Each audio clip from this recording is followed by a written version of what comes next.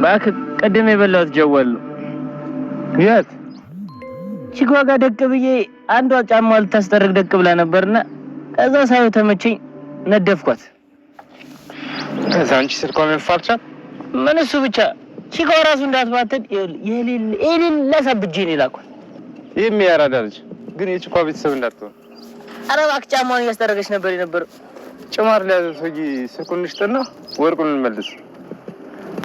አዎ እባክህ ጀዋሉ የሌለ ጸዴ ነው። በቃ የሚያራዳ ልጅ ሄደን መልስለታለን። ወይኔ ጉዴ አንተ የሆነ ችግር ተፈጥሮ መሰለኝ። ወይኔ ጉዴ ስማ አንተ አልተቀደድክላቸውም? ኧረ አልተቀደድክላቸው።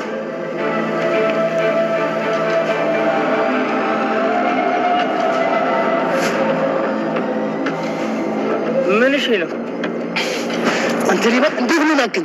ኧረ ጆሮ ምን እሺ ነው እንዴ? ምንድነው ጭራሽ መስረቅ ሳይንስ ነው ሙርት ይዝብኛለህ? እሺ ጆሮ ተረጋጋና እናውራ። እኔ ከኔ በጋ ተረጋግቻ አላወራም። አሁን ወርቁን ታመጣ ነው ሳታመጣ? ኧረ ያልነገርኳቸው። እሺ ጆሮ ልቀቀኝና እናውራ። እንዳትለቀው ጆሮ እኮ ነው ማለቴ ተናገራ። ምን ይዘጋል? እየጠበቅኩ እኮ ነው። ተምቹና አሲር ወርቁን ሳሚ እንደወሰደ ደረሱበት። ሳሚና ተምቹ ቁጭ ብሎ እያወሩ ነበር። ሳሚና ምርኩዜ ቁጭ ብሎ እያወሩ ነበርና እነሱ ደርሶባቸው ወርቁን እንደወሰደ ምክንያቱም ደምን ላይ ስለሚያስታውሰው ወርቁን ሳሚ እንደወሰደ ነገረ። እሱም በጣም ደነገጠ። ወዲያውኑ አሲር ምንም ነገር ሳይናገር አነቀው፣ አንጠለጠለው። በጣም የተጫወትክብኝ አጠገቤ እያለህ ነው እንዴ ወርቁን የወሰድከው ሰውዬ? እንዴት ነው ያላወቅኩ ብሎ በጣም ተናደደ። አሲር አነቀው። ግን ሳሚ እንደምንም ነፍስ ውጪ ብሎ እንደምንም ከእጁ አመልጦ እየሮጠ ሄደ። ምርኩዜን ደግሞ ተምቹ በኩርኩም ሲለው እጄን አመኛለ። ምን አንተ ጭንቅላት ሰራው ከኮብልስቶን ነው እንዴ ብሎ እሱንም ቀለደበት። ወዲያውኑ ሁለቱም በጣም ተበሳጩ። እየሮጠ ግን አመለጣቸው። ግን አንተ ለምን ደበከን? አብረ ስለበላህ ነው ብለው ምርኩዜን ሁለቱም እሱን ወጥሮ ያዙት። እሱም ኧረ እኔ እኮ አላቅም፣ እኔ ከወሰደ በኋላ ነው የሰማሁት እንጂ ጭማዳ ደግሞ ወርቁን የሆነ ገንዘብ ወስዶ ስላስይዟል እና ወርቁን አሁን ገንዘቡን ካልመለሰ ብሩን ወርቁን ሊያገኝ አይችልም ብሎ ነገራቸው። ሁለቱም በጣም ተበሳጩና ግን አንለቀውም እንይዘዋለን ብለው ሁለቱም ተናደው ምርኩዙንም ጭንቅላቱን በኩርኩም እንደመታው ኩርኩሙን እያሸ ምርኩዜም ተለያያቸው። ወይዘሮ ሜላት አሁን ዛሬ አድረሽ እንድትሰሪ ብላ ስራውን ነገረቻት። እሷ ደግሞ እኔ እኮ ስራ መስራት እፈልጋለሁ፣ ነገር ግን እኔ ሉሊት ስራ አድሬ አልሰራም አለች። አይ ስራውማ መስራት አለብሽ፣ አንቺ ነሽ እኮ ይህን ህግ ያወጣሽ አለች። ከዛ ታዴን ጠርታ ነገር ግን እንዴት ነው እቺ ሴትዮ እኮ እየጠላችኝ ነው፣ ምን አረጊያት ነው ብላ ታዴን ጠየቁ። ታዴ አንቺ ባመጣሹ ህግ ላይ ሉሊት በፍጹም አልተስማማችም። አንዳንዴ ጥሩ ነው፣ አንዳንዴ መጥፎ ሰዎችም አሉ። እሷ አንዳንዱ ሰርቶ ብሩ የሚያገኘቱን ወዱታል፣ ደግሞ ብሩን እኩል ያለመሆኑ ግራ ገብቷል። ከነሱ ደግሞ ሉሊት ነች። እኔ እኮ ስራ የሚችል ሰው ይስራ ብዬ ነው እንጂ ሌላ ያመጣሁት አዲስ ህግ የለም ብላ ነገረችው። ታዴም ሁሉም ሰው አንድ አይደለም፣ አንቺ ግን ብትቺ ከሉሊት ጋር ብትስማሚ ብሎ ነገራት። ሰላም ምናሴን አፋጠጠችው። ምናሴ ግን ትሁትን ምን እያረካት ነው? ሴት ልጅ ስለ እሷ ነገር እኮ በጣም ግራ እየገባኝ ነው። የእሷ ጉዳት የኔ ጉዳት ነው ብላ ምናሴን አንቺን ብሎ ደግሞ ጉዳት ብሎ ምናሴ አሾፈባት። አንተ እኔ እኮ እየቀለድኩ አይደለም፣ ምን ሆነክ ነው?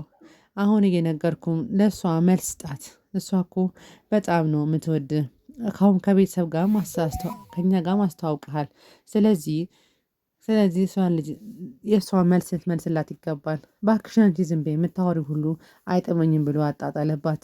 ከዛ ተናዳ ሰላም ጥላው ሄደች። ሳሚ ተመልሶ መጣና ምርኩዜን አንገቱን አንጠልጥሎ አነቀው። አንተ ነህ የነገርካቸው ብሎ እሱን አነቀው። ምርኩዜ ደግሞ እባክህ መተንፈስ አቅቶኛል እባክህን እያለው የለመነው ነበር። ሳሚ ግን አሁንም በንዴት አንቆት ሊገለው ሞከረ። እሱ ግን እኔ እኮ አልነገርኩም፣ እኔ ምንም ነገር አልተነፈስኩም፣ እሱ የሰማበትን አላቅም አለው። እሱ ደምለው እንደነገራቸው በፍጹም አላወቀም። አቶ ኖላዊ ከስራ ወደ ቤት ተመለሰ። ግን ሲመለስ ፊቱ በጣም ተከሷትሮና በጣም ጥሩ ስሜት ላልነበሩ ሳንዬ አባዬ መጣ እንዴ ብላ ሰላም አለችው። አዎ መጥቻለሁ። ቁጭ እንዳሉ በጣም ትክዝ ብሎ ነበርና አባዬ ምን ሆነክ ነው? እኔ እኮ የዚህ የመስሪያ ቤት ነገር ግራ እየገባኝ ነው። የሚሰሩት ስራ ምን ይሆን? ስለ ስራ ምንም ማውቀው ታሪክ የለኝም። ባውቀው እኮ ጥሩ ነው ልጄ። ስለዚህ ስራ እንዴት አድርጌ ማወቅ አለብኝ እያለ አባዬ አንተ ምን ጨነቀ? አንተ እኮ የውጭውን ስራ ነው የምትሰራው። ምን አጨናነቀ? የውጭውን ስራ ከሰራ በቂ ነው። ያንተ የታዘዝከውን እሱ ብቻ ነው። የውስጡ ሊያስጨንቅ አይገባም ብላ አባትየውን ልታስጣና ሞከረች። ወይዘሮ ሜላት ቢሮዋን ዘጋግታ ልትወጣ ነበርና ላፕቶፑን ስትዘጋጋ ሉሊት መጣችና ዶክሜንቱን ሰጠቻት። ይህንን ዶክሜንት ባህሪ እዚያ አድረሽ መስራት አለብሽ፣ ካልሰራሽ ግን እኔ የማደርገውን አውቃለሁ አለቻት። ሉሊት እኔ እዚያ ድሬ አልሰራም፣ ነገ ግን በጠዋት መጥቼ ይሰራል አለቻት። አይሆንም ነግሬሻለሁ፣ ህጉን ከጣስ የሚከተልሽን ታውቂያለሽ ብላ ወይዘሮ ሜላትን ማስፈራራት ሞከረች። ወይዘሮ ሜላትም ያለባትን ችግር ስለምታውቅ ለሷ ለመሸነፍ ሞከረች። እሺ ብላ ወረቀቱን ተቀበለቻትና እነዚህ ከፈል ምሳም እራትም ከፈለች ላዝልሽ እችላለሁ፣ እኔ በምግብ አልኖርም ብላ ለመናገር ሞከረች። የጨረሹ ነገር ካለ ሂጂ አለቻት። ግን ሉሊትም ውስጧ እየተቃጠለ በንግግሯ ወደ ውጭ ወጣች። ተምቹና አሲር እና ሙርኩ የተገናኙ። ወርቁን የያዘበት ግን ማን ነው አሉት።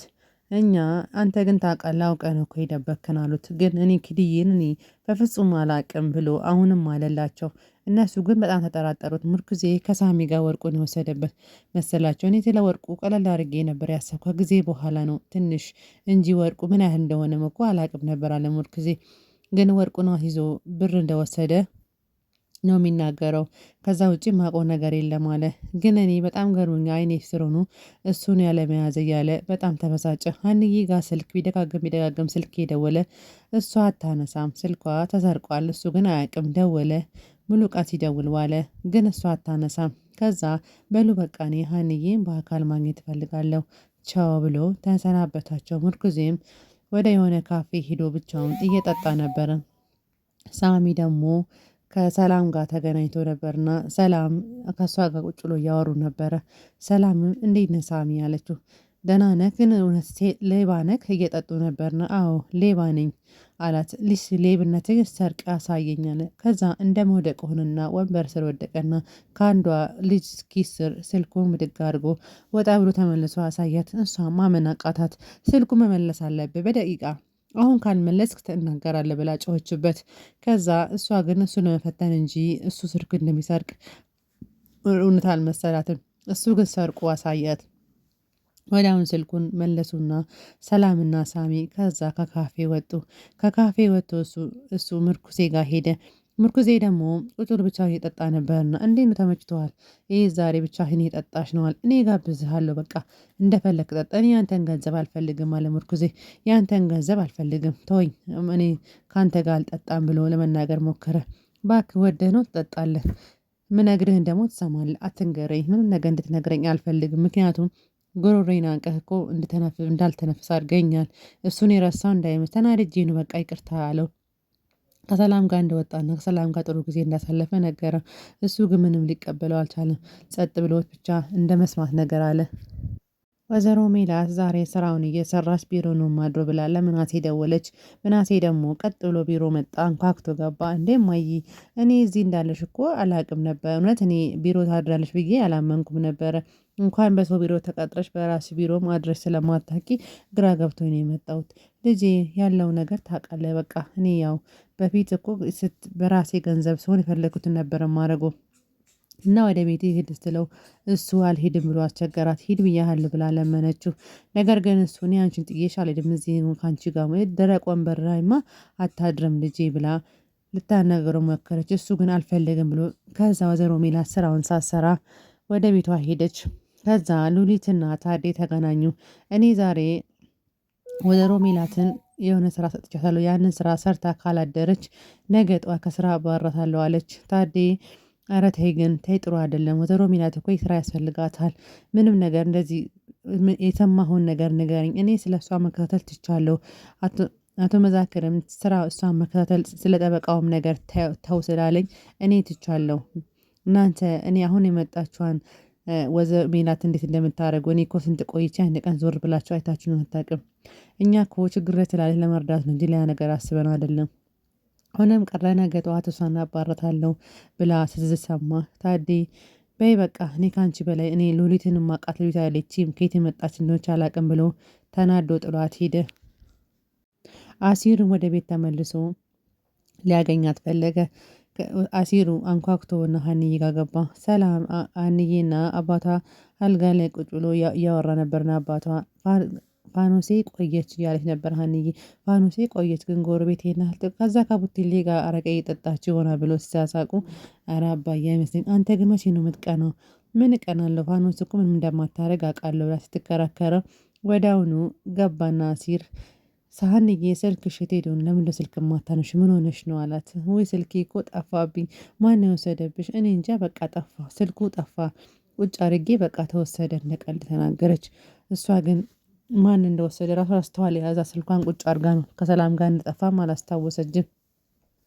ከዛ ስልኩን በቃ ችግር የለውም ነገ ጠዋት እኔ ስልክሽን አመጣልሻለሁ ብሎ ቃል ገብቶላት፣ አየሽ ምን ያህል እንደሚወድሽ። አሲር እኮ ይወድሻል፣ አንቺ ግን ምንም አላሰብሽም እስካሁን ድረስ እሱ እንደማይወድሽ አድርገሽ ታስቢ ለአንቺ ብሎ ግን በጣም ነው የሚጨቀናነቀው።